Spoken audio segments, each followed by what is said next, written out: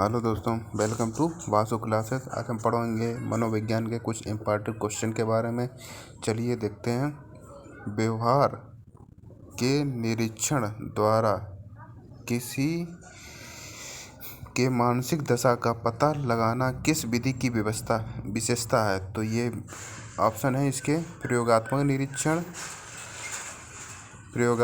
निरीक्षण, गाथा वर्णन या चरित्र लेखन। तो व्यवहार के निरीक्षण द्वारा किसी के मानसिक दशा का पता लगाना तो किसकी विशेषता हो सकती है? तो इसमें देखो निरीक्षण शब्द पहले आ गया, तो मतलब व्यवहार के निरीक्षण के द्वारा तो क्या है? निरीक्षण विधि की विशेषता है। तो इसका आंसर होगा निरीक्षण विधि। दूसरा देखते हैं। मनोविज्ञान के संबंध में क्रो एंड क्रो की परिभाषा है। तो क्रो एंड क्रो की कौन सी परिभाषा है? मुझे बच्चा दो और बताओ कि उसे क्या बनाऊं, इंजीनियर, डॉक्टर या अन्य। तो ये तो कोई परिभाषा नहीं हुई। दूसरा देखते हैं। किसी व्यक्ति के जन्म से लेकर वृद्धावस्था तक के अधिगम अनुभवों का वर्णन तथा धारण ही मनोविज्ञान है। तीसरी देखते हैं। मनोविज्ञान आचरण तथा व्यवहार का यथार्थ विज्ञान है। और चौथी परिभाषा है मनोविज्ञान शिक्षा का आधारभूत विज्ञान है। तो इसका आंसर क्या हो जाएगा? तो क्रो एंड क्रो ने परिभाषा दी थी, किसी व्यक्ति के जन्म से लेकर वृद्धावस्था तक के अधिगम अनुभवों का वर्णन तथा धारण ही मनोविज्ञान है। ये इसका आंसर है। आगे देखते हैं। व्यक्ति के जन्म से लेकर वृद्धावस्था तक अधिगम अनुभवों का धारण ही मनोविज्ञान, ये परिभाषा दी थी क्रो एंड क्रो ने। ये इसका आंसर होगा, इसे आप याद कर लें, इम्पोर्टेंट है। मनोविज्ञान को आत्मा का विज्ञान किसने कहा है? तो इसके ऑप्शन है अरस्तु, बार्सन, रूसो और वुंड। मनोविज्ञान को आत्मा का विज्ञान किसने कहा? तो मनोविज्ञान को आत्मा का विज्ञान कहा है अरस्तु ने। तो इसका आंसर हो जाएगा अरस्तु। मनोविज्ञान के संबंध में स्किनर की परिभाषा क्या है? तो स्किनर के अनुसार मनोविज्ञान की स्किनर ने कौन सी परिभाषा दी थी? तो स्किनर ने परिभाषा दी थी, मुझे बच्चा दो और बताओ कि उसे मैं क्या बनाऊं, इंजीनियर, डॉक्टर या अन्य। दूसरी परिभाषा दी थी, किसी व्यक्ति के जन्म से लेकर वृद्धावस्था तक के अधिगम अनुभवों का वर्णन तथा धारण ही मनोविज्ञान है। तीसरी परिभाषा दी थी, मनोविज्ञान आचरण तथा व्यवहार का यथार्थ विज्ञान है। और चौथी परिभाषा दी थी, मनोविज्ञान शिक्षा का आधारभूत विज्ञान है। तो स्किनर के अनुसार जो चौथी परिभाषा है, मनोविज्ञान शिक्षा का आधारभूत विज्ञान है, ये परिभाषा दी थी स्किनर ने।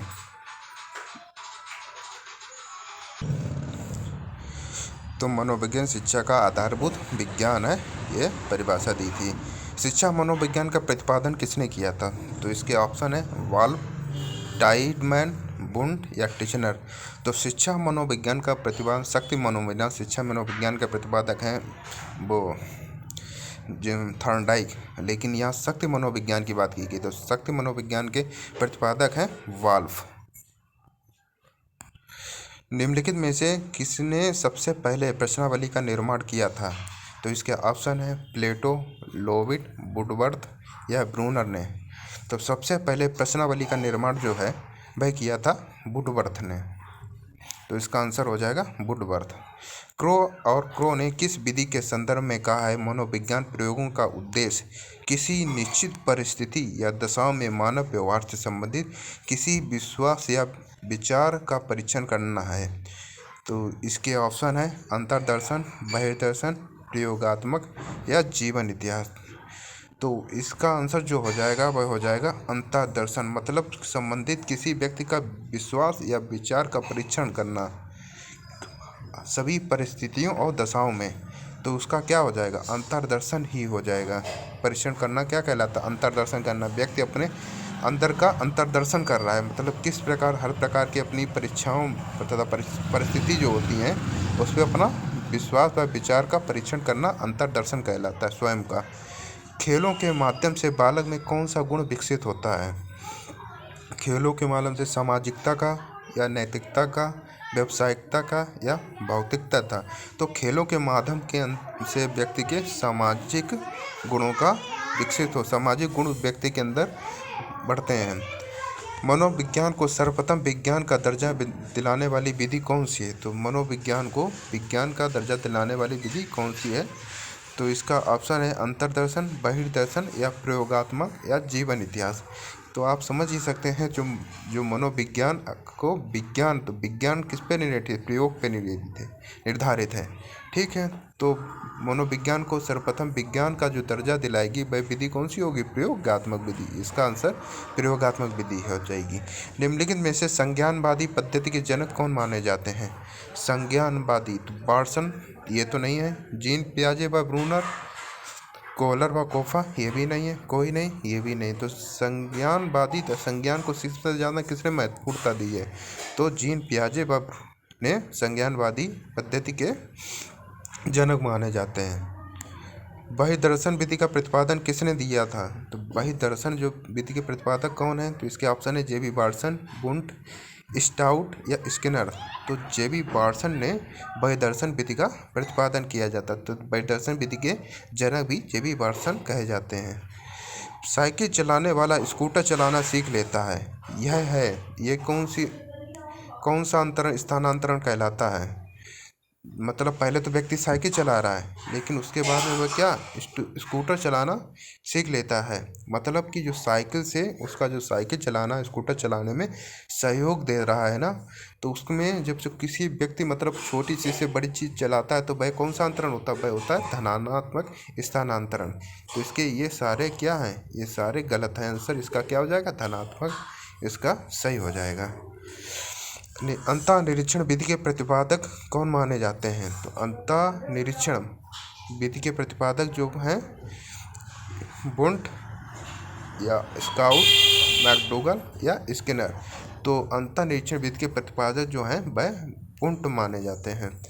किशोरावस्था बड़े संघर्ष व तूफान की अवस्था है, ये किसने कहा था? थॉर्नडाइक ने, स्किनर ने, फ्रायड ने या स्टेनहॉल ने? तो इसका आप आंसर बताएं। इसका ऑप्शन है थॉर्नडाइक, स्किनर, फ्रायड या स्टेनहॉल। तो इसका आंसर जो हो जाएगा, तो किशोरावस्था बड़े संघर्ष व तनाव की अवस्था है, तनाव की व तूफान की अवस्था है, ये कहा था स्टेनहॉल ने। अपनी आत्मा में देखना ही अंतर्दर्शन है, उक्त कथन किसका है? तो इसके ऑप्शन है टिचनर, स्काउट, मैकडोगल, स्किनर। तो अपनी आत्मा में देखना ही अंतर्दर्शन है, इस कथन जो दिया था वह दिया था टिचनर महोदय ने। टीएटी व्यक्तित्व परीक्षण की कौन सी प्रकार है? तो टीएटी किसने दिया था? मुर्रे एवं मॉर्गन ने। ठीक है, थीमेटिक और परसेप्शन टेस्ट जिसको बोलते हैं। तो ये कौन सी विधि है? व्यक्तिनिष्ठ विधि, अप्रक्षेपी विधि या अर्धप्रक्षेपी विधि या प्रक्षेपी विधि? तो ये इसका आप बताएं आंसर। तो इसका आंसर जो हो जाएगा वह हो जाएगा प्रक्षेपी विधि। ठीक है, आगे देखेंगे। शिक्षा मनोविज्ञान अध्ययन करता है। शिक्षा मनोविज्ञान किसका अध्ययन करता है? आत्मा, धार्मिक परिस्थितियों का, मानव व्यवहार का शैक्षिक परिस्थितियों में, चेतना का असीमित परिस्थितियों में या मस्तिष्क का बौद्धिक परिस्थितियों में? तो इसका ऑप्शन कौन सा सही हो जाएगा? तो इसका ऑप्शन हो जाएगा बी वाला, मानव व्यवहार का शैक्षिक परिस्थितियों में अध्ययन करता है शिक्षा मनोविज्ञान। नेक्स्ट क्वेश्चन देखते हैं। राष्ट्रीय मानसिक विकलांग संस्थान कहाँ स्थित है? तो राष्ट्रीय मानसिक विकलांग संस्थान ऑप्शन है फैजाबाद, हैदराबाद, लखनऊ या कानपुर। तो इसका आंसर सही हो जाएगा हैदराबाद, तो क्योंकि राष्ट्रीय मानसिक विकलांग संस्थान जो है वह हैदराबाद में स्थित है। भारत में प्रथम मनोवैज्ञानिक प्रयोगशाला कब की स्थापना हुई थी? तो भारत में सबसे पहली मनोवैज्ञानिक प्रयोगशाला की स्थापना, ये ऑप्शन है इसके 1915, 1916, 1917 या 1918। तो सबसे पहले मनोवैज्ञानिक प्रयोगशाला स्टार्ट हुई थी, वह हुई थी 1916 में। तो इसका आंसर हो जाएगा बी। टॉलमैन का चिन्ह अधिगम का सिद्धांत अन्य किस नाम से जाना जाता है? इसके ऑप्शन है चिन्ह गेस्टाल्ट सिद्धांत, चिन्ह सार्थकता सिद्धांत या प्रत्याशा सिद्धांत सप्रयोजन व्यवहारवाद सिद्धांत, या डी उपरोक्त सभी। तो इसका आंसर हो जाएगा डी, अर्थात उपरोक्त सभी। प्रयोगात्मक मनोविज्ञान का जनक कौन माना जाता है? तो प्रयोगात्मक के ऑप्शन है विलियम वुंट, विलियम जेम्स, अरस्तु, या कोई नहीं। तो इसका आंसर हो जाएगा विलियम वुंट। और देखेंगे वोल्फगैंग कोहलर द्वारा अंतर्दृष्टि अधिगम का प्रयोग कब किया गया? तो ऑप्शन है 1921, 1922, 1917, 1920। तो वोल्फगैंग कोहलर द्वारा अंतर्दृष्टि अधिगम का प्रयोग सर्वप्रथम 1920 में किया गया। तो इसका आंसर हो जाएगा डी। अमेरिकी मनोविज्ञान का जनक माना जाता है तो कौन माना जाता है? इसके ऑप्शन हो जाएंगे विलियम वुंट, विलियम जेम्स, अरस्तु, या कोई नहीं। तो इसका आंसर जो हो जाएगा वो विलियम जेम्स, अर्थात बी, क्योंकि विलियम जेम्स ही मनोविज्ञान के जनक माने जाते हैं तथा आधुनिक मनोविज्ञान का जनक भी इन्हें कहा जाता है। अंतर्दृष्टि अधिगम में समस्या की किस स्थिति पर ध्यान दिया जाता है? ऑप्शन ए है संपूर्ण स्थिति पर, बी है प्रारंभिक स्थिति पर, और सी है विशेष स्थिति पर, डी है लुप्त स्थिति पर। तो अधिगम में समस्या की स्थिति पर संपूर्ण, पूरी मतलब व्यक्ति की संपूर्ण स्थिति पर ध्यान दिया जाए। इसका आंसर हो जाएगा ए। जिस समूह में स्वतंत्र चर उपस्थित हो जाता है उसे कहते हैं, उसे क्या कहते हैं? तो ऑप्शन है पांचीय समूह, नियंत्रित समूह, प्रयोगात्मक समूह, या डी तुल्य समूह। जिस समूह में स्वतंत्र चर उपस्थित रहता है उसे कहते हैं हम लोग सी। इसका आंसर हो जाएगा सी, क्योंकि प्रयोगात्मक समूह उसको कहते हैं। तो आंसर हो जाएगा इसका सी। निम्नलिखित में से स्टैनले हॉल द्वारा प्रतिपादित सिद्धांत है।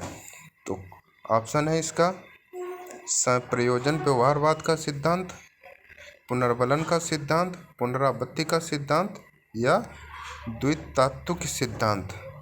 तो इसका आंसर कौन सा हो जाएगा? तो इसका आंसर हो जाएगा पुनरावृत्ति का सिद्धांत। ये इसका एकदम राइट आंसर है। मनोविज्ञान को व्यवहार के विज्ञान के रूप में सबसे पहले किसने प्रतिपादित किया था? तो मनोविज्ञान को व्यवहार का विज्ञान सबसे पहले किसने कहा था? ऑप्शन है बार्सन द्वारा, एबिंगहास द्वारा, एंजेले द्वारा, या ह्यूम द्वारा। तो इसको सबसे पहले व्यवहार का विज्ञान कहा है बार्सन महोदय ने। तो इसका आंसर जो हो जाएगा वह हो जाएगा ए। आगे देखते हैं किलपैट्रिक द्वारा परियोजना विधि का आविष्कार हुआ था। तो इसका परियोजना विधि का आविष्कार कब हुआ था? ऑप्शन है 1918, 1915, 1928, या 1880। तो परियोजना विधि का आविष्कार हुआ था सन 1918 में। तो इसका आंसर हो जाएगा 1918। वुंट के द्वारा स्थापित स्कूल का नाम क्या है? तो ऑप्शन है इसका संरचनावाद, प्रकारवाद, मनोविश्लेषणवाद, या साक्षरवाद। तो इसका आंसर जो हो जाएगा वह हो जाएगा संरचनावाद। वुंट के ने जो स्कूल स्थापित किया था उसका नाम है संरचनावाद। स्वप्रेरणा द्वारा अधिगम कैसा होगा? ये गलत लिख गया, हो गया होगा, लेकिन होगा। ठीक है। तो कम प्रभावशाली, बहुत प्रभावशाली, सामान्य, या उपरोक्त में से कोई नहीं। तो स्वप्रेरणा द्वारा अधिगम कैसा होगा? आप आंसर बताइए। तो इसका जब स्वयं व्यक्ति प्रेरणा से प्रभावित होगा तो वह अधिगम कैसा होगा? बहुत प्रभावित होगा। डी एनाइमा रचना है। ऑप्शन है अरस्तु, सुकरात, स्किनर, वुडवर्थ। तो इसका आंसर जो डी एनाइमा है ये इम्पोर्टेंट है, सभी ज़्यादातर परीक्षा में पूछा जाता है। तो इसका आंसर हो जाएगा अरस्तु। तो डी एनाइमा किसकी रचना है? अरस्तु की। पेस्टोलॉजी के 3H के संप्रत्यय में H का क्या है? तो H का आंसर बताएंगे। H का अर्थ क्या होता है? H का अर्थ हेड, ऑप्शन है हार्ट, हैंड, या उपरोक्त में से सभी। क्योंकि H जो होता है हेड भी बोलते हैं, हार्ट भी बोलते हैं, और हैंड भी बोलते हैं। तो 3H के संप्रत्यय में ये तीनों अर्थ हैं, अर्थात इसका आंसर हो जाएगा डी। मनोविज्ञान का अतीत बहुत लंबा है परंतु इतिहास बहुत छोटा है, उक्त कथन किसका है? ऑप्शन है एबिंगहास, दूसरा है स्किनर, तीसरा है वुडवर्थ, चौथा है टिचनर। तो इसका उत्तर जो हो जाएगा एबिंगहास, क्योंकि मनोविज्ञान अतीत का बहुत लंबा है, इसका इतिहास बहुत छोटा है। ये कथन है एबिंगहास का। तत्परता तथा कार्य सीखने की गति में निम्नलिखित में से कौन सा संबंध होता है? ऑप्शन ए है कार्य सीखने की गति तत्परता के व्युत्क्रमानुपाती होती है। बी कार्य सीखने की गति तत्परता से अप्रभावित रहती है। सी कार्य सीखने की गति तथा तत्परता दोनों ही अधिगम के अभिन्न संप्रत्यय हैं। और डी है कार्य सीखने की गति तत्परता के समानुपाती है। तो इसका आंसर जो हो जाएगा, जर्मनी के लिप्जिंग विश्वविद्यालय, जहां प्रथम मनोवैज्ञानिक प्रयोगशाला 1879 में स्थापित की गई, वर्तमान में इसका नाम क्या है? तो इसका ऑप्शन ए है कार्ल मार्क्स विद्यालय, दूसरा है हार्वर्ड विश्वविद्यालय, तीसरा है साइकोलॉजिकल इंस्टीट्यूट, डी है कोई नहीं। तो इसका आंसर जो हो जाएगा ए कार्ल मार्क्स विश्वविद्यालय। आगे देखेंगे, आत्मनिरीक्षण विधि द्वारा किनकी क्रियाओं का अध्ययन किया जाता है? ऑप्शन ए है कक्ष में छात्रों की व्यक्तिगत भिन्नताओं का, बी है स्वयं की, सी है असाधारण बच्चों की, और डी है उपरोक्त सभी। तो जो आत्मनिरीक्षण विधि में स्वयं की जो होती हैं क्रियाओं का अध्ययन किया जाता है। तो इसका आंसर हो जाएगा बी, क्योंकि आत्म से ही आप समझ लीजिए, आत्म मतलब स्वयं। आगे देखते हैं, प्रश्नोत्तर विधि का जनक किसे माना जाता है? ऑप्शन है मॉन्टेसरी विधि, काल्डवेल कुक, मॉन्टेसरी जो होती मारिया मॉन्टेसरी, काल्डवेल कुक, फ्रॉबेल, सुकरात। तो प्रश्नोत्तर विधि जो का जनक माना जाता है वह माना जाता है सुकरात को, अर्थात इसका आंसर हो जाएगा डी। बाल केंद्रित शिक्षा किसकी देन है? नंबर 1 है शिक्षा के राष्ट्रीयकरण की, बी है सर्व शिक्षा अभियान की, सी है शिक्षा मनोविज्ञान की, डी है उपरोक्त सभी। तो इसका आंसर जो हो जाएगा वह हो जाएगा सी शिक्षा मनोविज्ञान की, क्योंकि बाल केंद्रित शिक्षा पद्धति जो है शिक्षा मनोविज्ञान की देन है। आगे देखेंगे, कहाँ थे हम लोग?